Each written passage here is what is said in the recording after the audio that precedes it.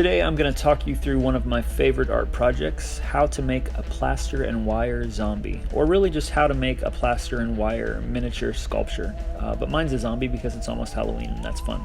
Okay, so we're going to start with a cardboard square and we're going to poke a hole with a little nail. You can use anything sharp really.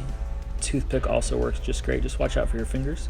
Alright, so we just made 2 holes towards the center, and that's going to be where the feet of our standing sculpture are going to live. So I'm going to take a long wire and I'm going to put it in one side, out the other side. And next I'm going to match up the 2 ends because I want both sides of the wire to be about equal length. So I'm just going to pull on the cardboard, and there I have 2 legs, or 2 bases for my sculpture. So now what I need to do is twist the torso where the legs are going to come together. I'm going to pinch my thumb and my forefinger, and I'm going to grab the 2 sides of the wire and just twist them in opposite directions.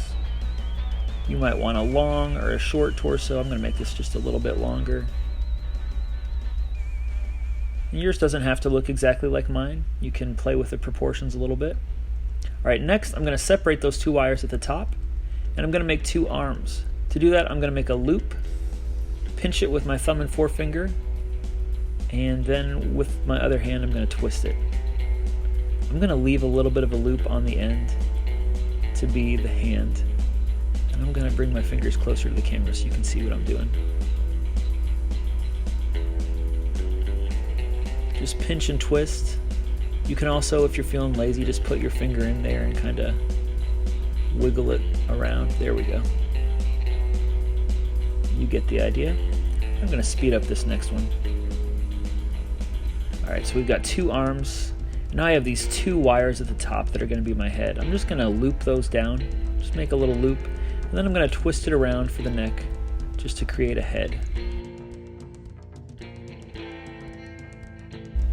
What I'm showing in this section is a way that I've found to make a figure out of this wire, but if you want to experiment with it, try different shapes. You don't have to make the arms, the legs, the torso, the head how I've made them. Those are just some suggestions, so if they're helpful, great. If they're not, feel free to try something different. So what I'm going to do is I'm going to take some packing tape, and I'm just going to pop that on the bottom over the wire so it doesn't move around. I'm going to smooth it out with my thumbs. There we go.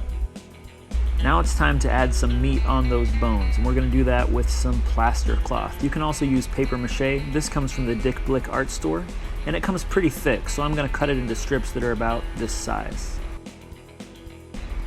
We're going to need to get this wet for it to stick, and to do that, we're going to use just a little bit of water.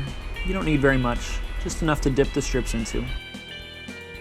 And now we're ready to get started. I'm going to dip them in, and then the first thing I'm going to do is I'm going to put them around the base of the wires. The reason I'm putting them down there first is because I want it to be the heaviest at the bottom so it doesn't flop over. This sculpture from the beginning didn't have any feet, and so it doesn't really have any platform to stand on, so you need to make that artificially out of the plaster paper or plaster fabric or whatever you want to call it. Alright, so I'm just adding thickness. It's important to have a good strong base, and those legs are going to be your base. So only after I'm happy with those legs and how thick they are can I start adding stuff at the top. You can see that I'm adding a couple different layers around the arms, around the hands, just smoothing.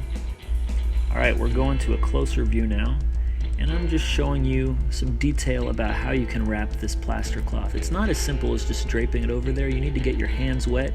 Sometimes you need to really press in there or squeeze with your fingers to make it conform to the shape that you want it to. There you go. Some people like that rough texture. Some people like theirs to look really smooth. The longer you touch it with wet fingers, the more those little textures and little bumps will go away.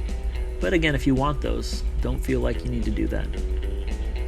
I want a lot of kind of jagged edges and raggedy looking cloth on this one because I'd like it to look like somebody who just crawled out of a grave.